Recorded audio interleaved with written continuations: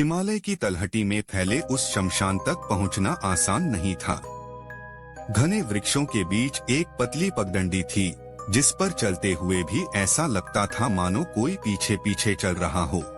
उसी रास्ते से एक रात राहुल वहां पहुंचा।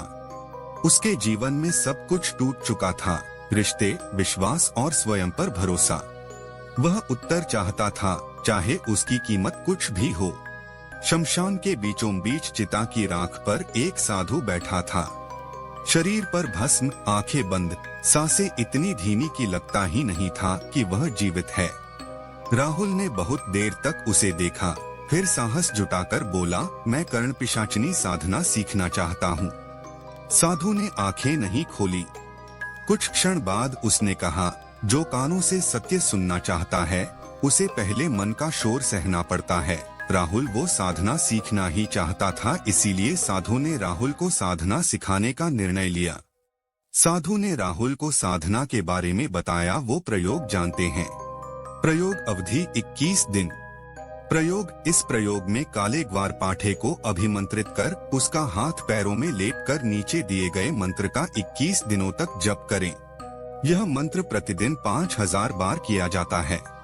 21 दिनों में मंत्र सिद्ध हो जाता है और साधक को कान में सभी अपेक्षित बातें स्पष्ट सुनाई देने लग जाती हैं। मंत्र ओम ही नमो भगवती कर्ण पिशाचिनी चंडवेगिनी वद वद स्वाहा। इस साधना को कमजोर दिल के व्यक्ति को नहीं करना चाहिए। इसी के साथ जो व्यक्ति नशा करता है और अपवित्र रहता है, उसे भी यह साधना नहीं करना चाहिए। दूसरों को नुकसान पहुंचाने का उद्देश्य जिनके मन में है, उन्हें भी यह साधना नहीं करना चाहिए। यदि ऐसा व्यक्ति साधना करना है तो उसका नुकसान हो सकता है। साधु ने ये सावधानियां राहुल को बता दी। राहुल राजी था। अब राहुल की साधना शुरू हो चुकी थी। अमावस्या की रात साधना आरंभ हुई। साधु ने राख से मंडल बनाया और राहुल को उसके भीतर बैठा दिया। मंत्र गूंजने लगे। पहली रात केवल अंधकार था, दूसरी रात भय और तीसरी रात कानों में हल्की फुसफुसाहट। राहुल घबराया, पर उसने आंखें नहीं खोली। दिन बीतते गए। हर रात वह स्वर और स्पष्ट होता गया। वह आवाज न क्रूर थी न करुण, बस जानती थी। एक रात आवाज ने कहा, मैं तेरे भीतर की इच्छा हूँ, क्या तू मुझे स्वीकार करता है? राहुल का हृदय कांप उठा, फिर भी उसने मंत्र नहीं छोड़ा। 21वीं रात शमशान में हवा रुक गई। अग्नि की लौ स्थिर हो गई। दाहिने कान में वह स्वर पूरी तरह उतर आया। उसी क्षण राहुल ने सब कुछ समझ लिया। लोगों के विचार, छिपे सत्य, आने वाला समय। ज्ञान उसके भीतर बहने लगा। दिन बीतते गए। आवाजें अब केवल रात तक सीमित नहीं रहीं। कभी ध्यान करते समय, कभी भोजन करते हुए, कभी अकेले बैठे बैठे वह स्वर उसके कानों में उतर आता। शुरू में वह भविष्य की छोटी छोटी बातें बताता, जो सच भी होने लगी। राहुल को लगा उसे शक्ति मिल रही है, पर हर शक्ति की एक कीमत होती है।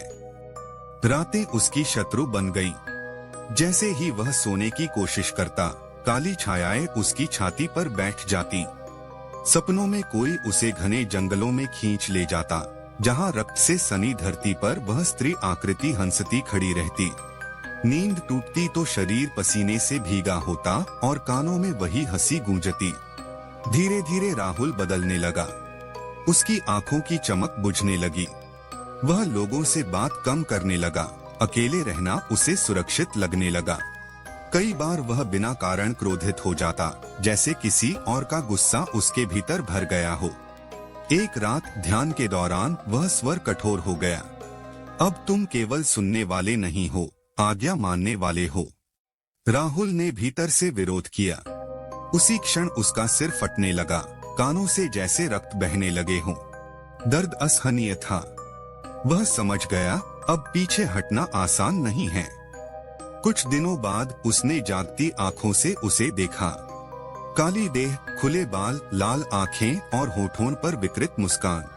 वह राहुल के बिल्कुल पास खड़ी थी। डर से उसका शरीर जड़ हो गया, पर कानों में वही स्वर गूंजा, डरो मत, मैं तुम्हारे भीतर हूँ। उस दिन के बाद राहुल को महसूस होने लगा कि उसकी ऊर्जा क्षीण हो रही है। वह जो भी सोचता वही स्वर उसे दिशा देने लगता। कौन मित्र है कौन शत्रु, सब निर्णय अब उसके अपने नहीं रहे। एक रात दीपक की लौ अचानक बुझ गई। अंधेरे में वही आवाज आई, अब तुम मुक्त नहीं हो राहुल, अब तुम साधक नहीं पात्र हो। राहुल की आंखों से आंसू बहने लगे। उसे ज्ञान मिला था पर शांति छिन चुकी थी। उसने समझ लिया कि कर्ण पिशाचिनी ने उसे शक्ति नहीं दी थी, उसने उसे धीरे धीरे अपना बना लिया था। और उस रात के बाद गांव में किसी ने राहुल को सामान्य इंसान की तरह कभी नहीं देखा।